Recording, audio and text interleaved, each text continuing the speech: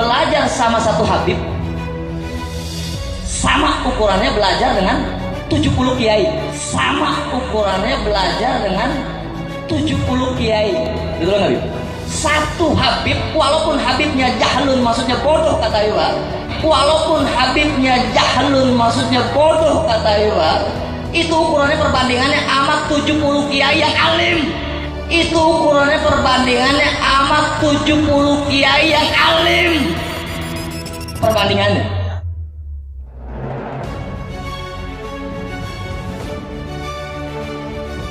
Karena Syekh Abu Bakar bin Salim ini sangat luar biasa. Luar biasa. Bahkan ucapan beliau mengatakan, kalau aku tidak malu kepada Allah, ini yang sangat luar biasa. Yang pian belum pernah dengar dari biografi para wali-wali yang lain. Kalau aku tidak malu kepada Allah Ta'ala, maka neraka Jahannam itu akan aku matikan. Kalau aku tidak malu kepada Allah Ta'ala, maka neraka Jahannam itu akan aku matikan. Kalau aku tidak malu kepada Allah Ta'ala, maka neraka Jahannam itu akan aku matikan.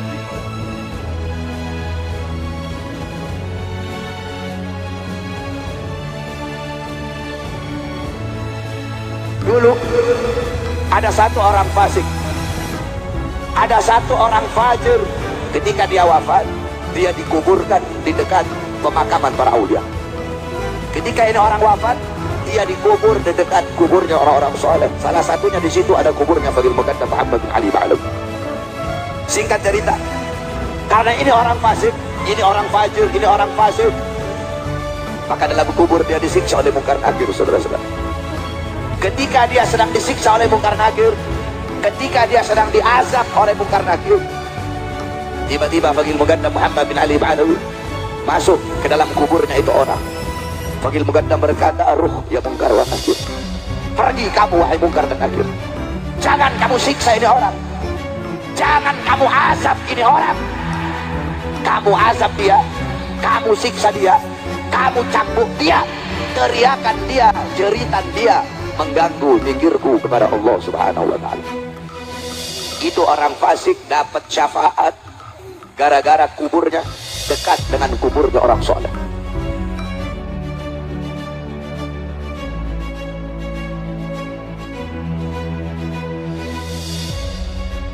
Al-Imam Faqihil Muqaddam adalah orang-orang yang besar. Beliau adalah orang-orang yang hebat. Bahkan diceritakan beliau pernah mi'raj, saudara-saudara, bertemu dengan Allah dalam satu hari 70 kali, saudara-saudara. Sehingga banyak para ulama, banyak orang-orang soleh di zaman beliau, di masa beliau, berkunjung kepada beliau untuk mengambil manfaat, untuk mengambil barakah daripada ilmu-ilmu beliau.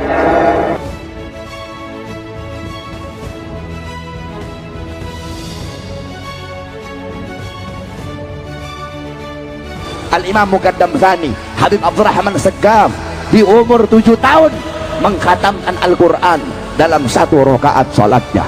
Bisa kamu ikuti?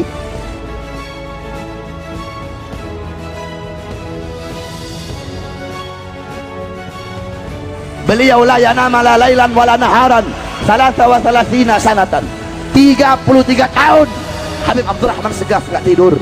Ditanya, Habib, kenapa kok Habib 33 tahun gak tidur? Jawab beliau, bagaimana saya bisa tidur? Melihat ke kanan surga, melihat ke kiri neraka, dalam riwayat melihat ke atas arsy-Nya Allah Subhanahu wa Ta'ala. Itu amalan beliau.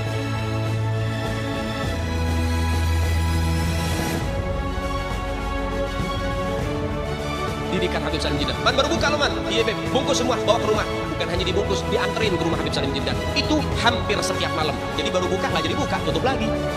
Orang habis diborong sama Habib Salim, diminta. Itu hampir setiap malam.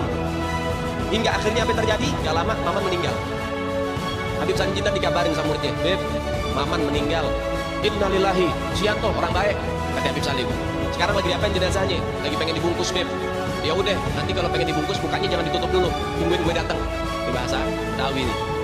Datang Habib Salim Jiddan. Lihat tuh jenazah tuh, pengen dibungkus, pengen ditutup kan kafannya. Beliau ambil kertas kecil, kotak. Kertas kotak kecil, beliau tulis. Ada yang ditulis sama beliau, ditaruh di bawah kepalanya si jenazah. Deh, tutup. Sebelum ditutup, habis beliau tulis, ditaruh ke kertas, beliau bilang, "Man, gue tahu lo ibadahnya berantakan, tapi lo cinta sama dzurriyyat Nabi Muhammad, ikhlas dari dalam hati. Nanti kalau malaikat munkar nakir datang nanya pertanyaan kubur, jangan lo jawab, man. Lo kasih surat dari gue, lo masuk surga tanpa hisab." Dijamin sama Habib.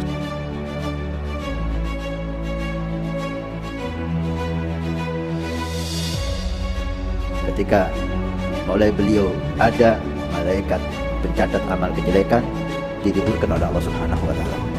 Ini haknya Allah. Kalau dikatakan apakah mungkin? Mungkin. Apa yang nggak bisa? Apa yang nggak mungkin bagi Allah Subhanahu wa taala?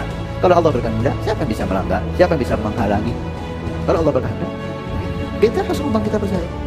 Yang penting itu kalamnya Sayyidina Syekh. Dan yang penting lagi, nisbah kalam itu kepada Sayyidina Syekh benar. Bukan orang lain bercara mengatasnamakan Sayyidina Syekh.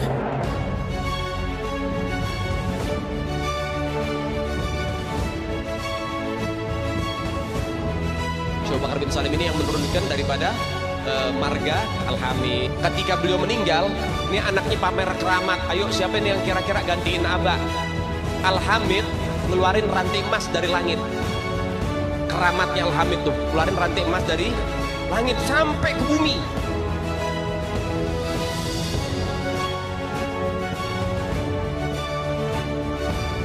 Berangkat teng mriko, subhanallah, niki Habib Ahmad dugi bandara. Pesawat niku pun ngeten. Biasanya tiang nek saking nyaman kados Habib saya tongkat ngeten. Nggih, ngertos tongkat. Agem tongkat. Tongkat Habib Ahmad. Bahasa di bahasa Indonesia kan gitu.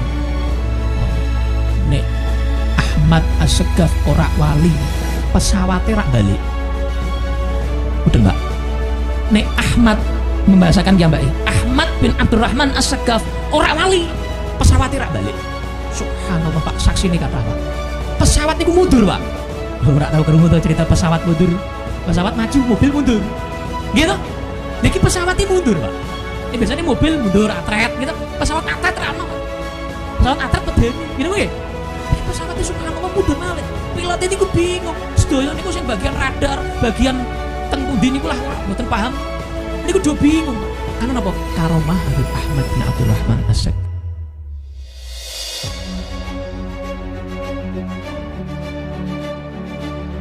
Beliau itu polos orangnya.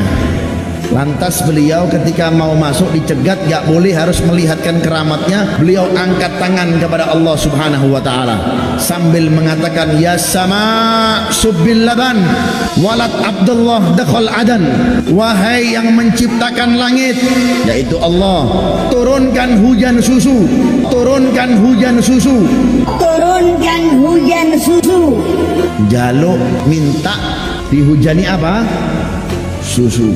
Subbil laban, hujankan susu. Walad Abdullah dakhal adan, karena saya anaknya bapak saya Habib Abdullah bin Abi Bakar mau masuk ke kota ini. Gak lama dari selesai doanya beliau langsung hujan susu. Masya Allah.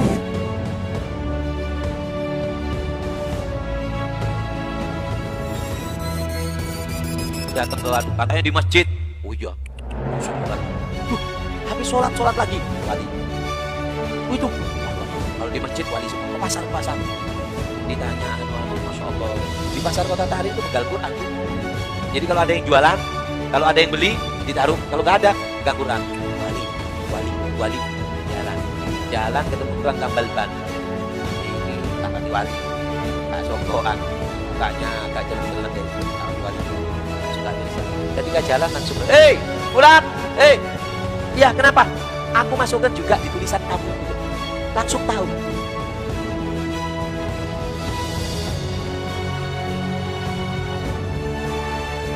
Rahman As-Segaf.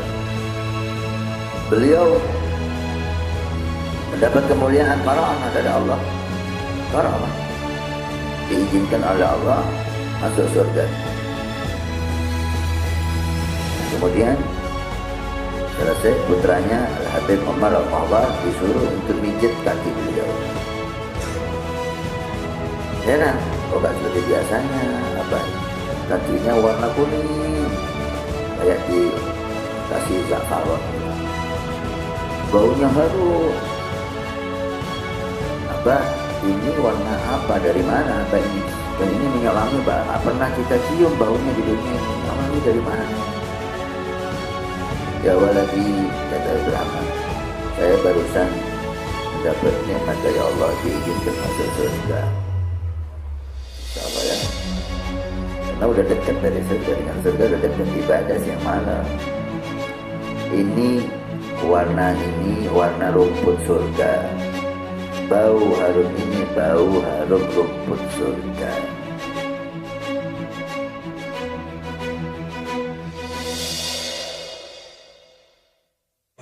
Indonesia terbesar di dunia, bangsa ini akan aman, bangsa ini akan sejahtera, bangsa ini akan makmur selama anak cucu Nabi Muhammad SAW tidak diganggu, tidak diusik, dimuliakan, dicintai, disayangi. Karena apa? Ada doa dari kakeknya, pemimpin kita semua, baginda Muhammad sallallahu alaihi wasallam.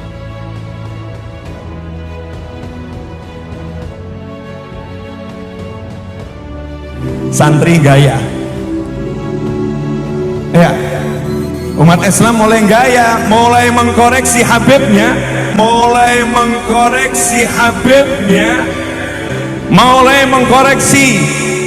mengkoreksi ulama-ulama dari anak cucu Nabi Muhammad SAW. Orang yang seperti itu mirip dengan iblis. Orang yang seperti itu mirip dengan iblis.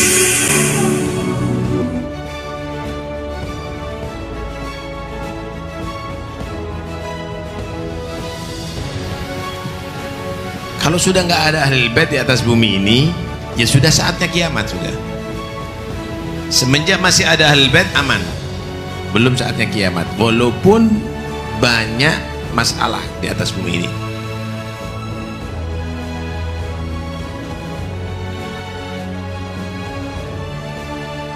Aulia yang kita kenal di Indonesia ini, mereka itu aulia dari Yaman, Hadramut, terutama Tarim dan sekitarnya, bagian Muqaddam, Muhajir Allah Madinisa, dan Pulau Jawa Indonesia ini dikatakan Bintu Tarim. Ini punyanya Aulia Tarim.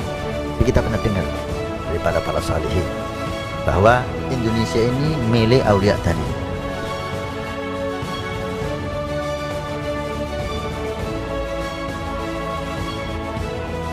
Kita nyebut ya Umar Mahdhar, ya Umar Mahdhar, ya Umar Mahdhar. Karena lagi-lagi kadang-kadang suka ada yang panas sedikit kupingnya. Kok manggilnya nama orang sih, bukan nama Allah? Minta ke Umar Mahdhar. Kenapa nggak minta sama Allah Subhanahu Wa Taala langsung? Sebenarnya kalau kita belajar bahasa, hal-hal seperti ini hal-hal yang badihi dalam ilmu balaghah yang dinamakan dengan al-isnad aqli, isnadul fi'li ila ghairi ma huwa lahu. Kita nyebut ya Umar Mahdhar, pada hakikatnya ya Rabb atawajjah ilaika bijahi Umar Mahdhar. Cuman kan bahasa Arab ini ringkas. Kadang-kadang sastra, bahasa Arab ini penuh sastra. Kita manggil ya Umar Mahdhar, ya Umar Mahdhar, ya Umar Mahdhar. Pada hakikatnya kita sedang minta kepada Allah Subhanahu Wa Taala dengan keberkahan Sayyidina Imam Umar Mahdhar bin Sayyidina Imam Abdurrahman As-Sigh.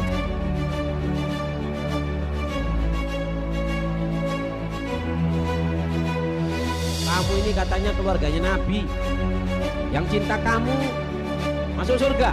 Lalu bagaimana yang cinta kalian itu orang nakal-nakal? Ya, boleh Imam Ja'far Shadiq, tahuilah cinta Imam Shadiq, dia aman dari semuanya. Masuk surga, kamu keluarga Nabi SAW, kamu merasa hina, kamu merasa gak ridho, kamu gak rela, itulah kamu keluarga Nabi SAW bisa memberikan syafaat. Iya.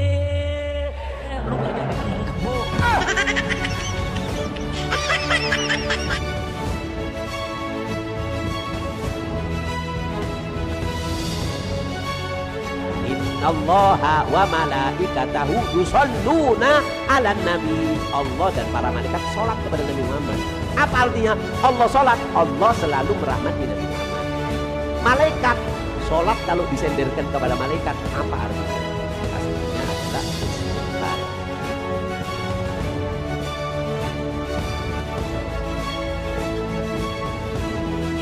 Ini tisu berapa harganya tisu ini? Tapi kalau sudah dilapkan, diusapkan ke mukanya Ibu Marco, ini tisu berapa harganya tisu ini? Tapi kalau sudah dilapkan, diusapkan ke mukanya Ibu Marco, 200 juta ditawar semua. Siapakah mungkin kita kasih?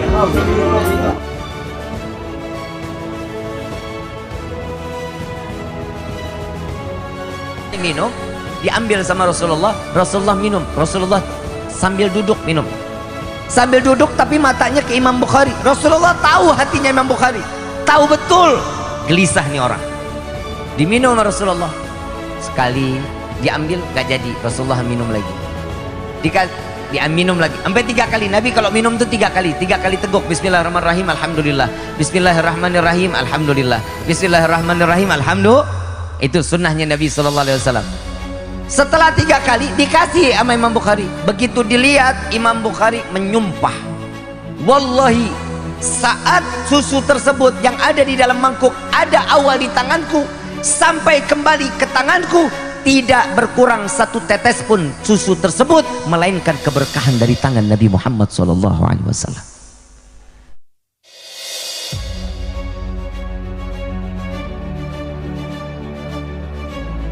Kaget ada suara orang masuk, langsung dibilang, "Mut, mati kamu."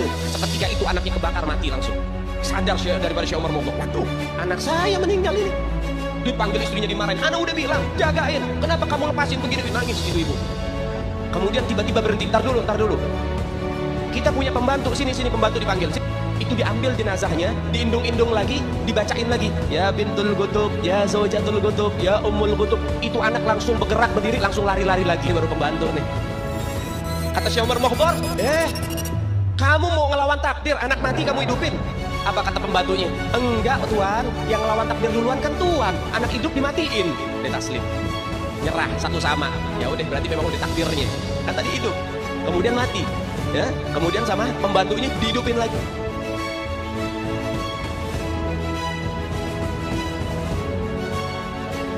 Oh, tempatnya terbatas, kebetulan gilirannya makamnya Habib Musyayikh untuk ditempati oleh mayit yang lain.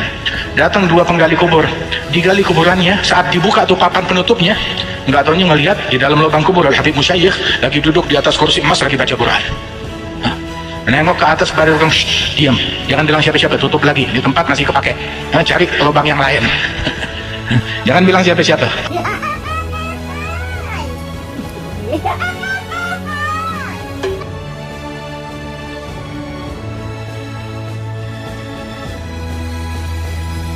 Ulama para salafun saleh, Al-Habib Abu Bakar bin Abdullah Al-Attas 1 kali duduk baca Yasin 90.000 kali. 1 kali duduk itu kamu baca Yasin paling banyak 40 kali. Itu pun kalau ada hajat baru ziarah. Keluar Batang ada hajat baru baca Yasin 40 kali. Kalau nggak ada hajat mana mau kamu ziarah.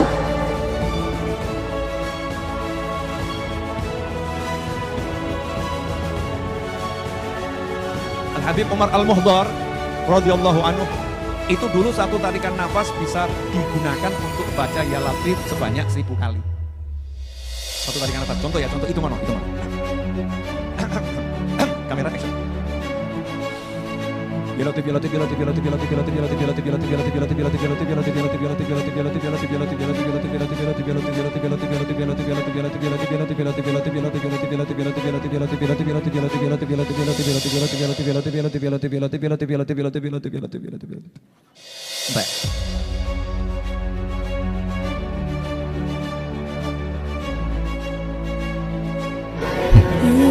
Limited edition ini.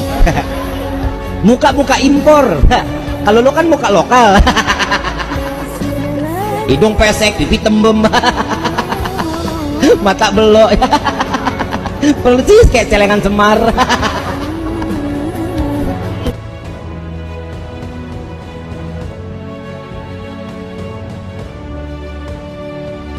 Karena Allah setiap mau menurunkan bala itu pasti ngomong dulu sama kutub. Wah. Nah, jadi Allah menyampaikan ke kutub dulu. Kalau kutub mengiyakan, maka turun azab. Begitu terjadi tsunami, terjadi gempa apa di dunia, itu sudah di ACC sama kutub. Pak.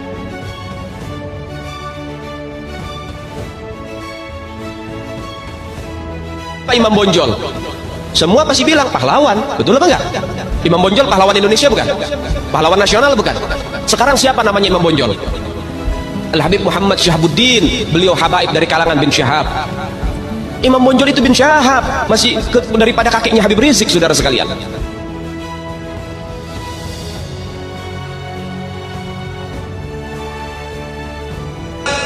Ada namanya Kapiten Patimura.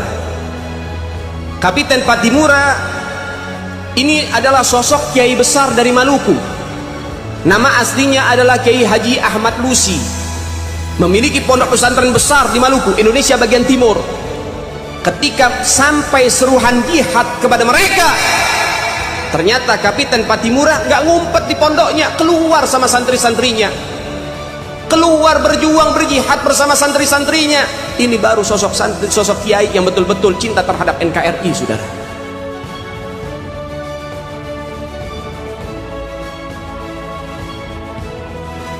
Bendera merah putih, siapa yang memberikan instruksi kepada Bung Karno untuk membuat bendera merah putih sebagai bendera Indonesia? Itu adalah fatwa Al-Habib Idrus bin Salim Al-Jufri Panu Al-Khairat. Goblok.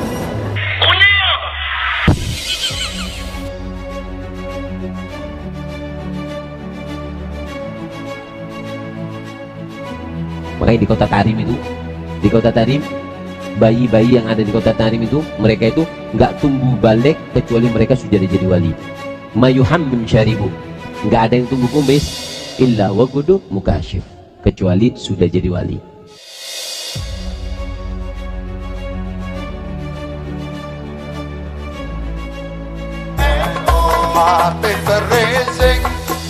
Habib Rizik guru NU, Habib Rizik idola NU.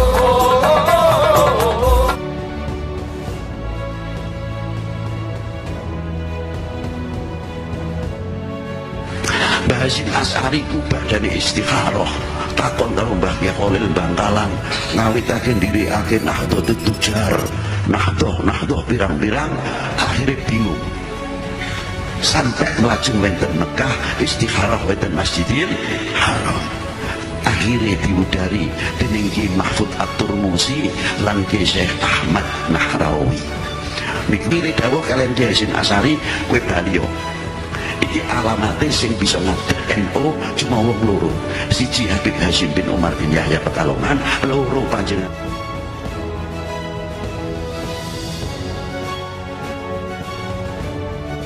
Sekarang ada disebut hal rame, dibicarain di TikTok. Saya punya kakek yang baru jelek-jelekin Habib Utsman bin Yahya, dia bilang antek Belanda. Zaman dulu itu Belanda luar biasa loh.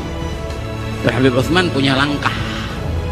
Bila memang dalam kitabnya Manhajul Istiqamah ada membahas untuk tidak ada pemberontakan, tapi bacanya yang jelas, jangan cuma pas garis itu aja.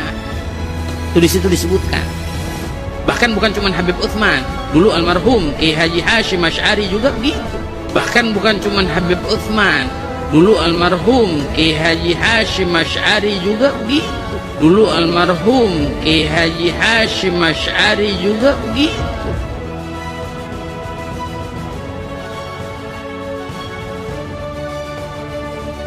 Kita sebagai umat Islam tidak pantas menuduh seorang ulama, apalagi ini seorang mufti, ya, seorang mufti yang lebih alim, yang lebih paham daripada Hadratus Syekh Kiai Haji Hashim Asy'ari. Beliau tidak sembarangan. Itu yang angkatnya orang Belanda. Itu yang angkatnya orang Belanda.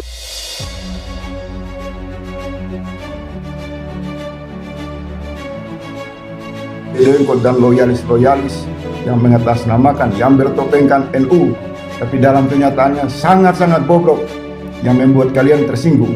Sangat bodoh kalian. Hancurkan penipu-penipu seperti kalian. Kecil. Norak kalian, bobrok kalian. NU tidak dibentuk oleh Hasyim Asy'ari yang nol besar. Saya tantang kalian.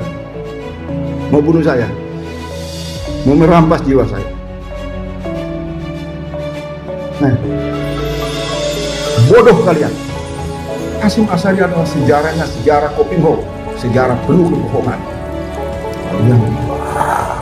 Saya merujuk kepada pernyataan Gus Bahar yang menurut saya dia tidak berakhlak. Gus Bahar, kamu itu jangan menggunakan agama untuk melakukan penipuan.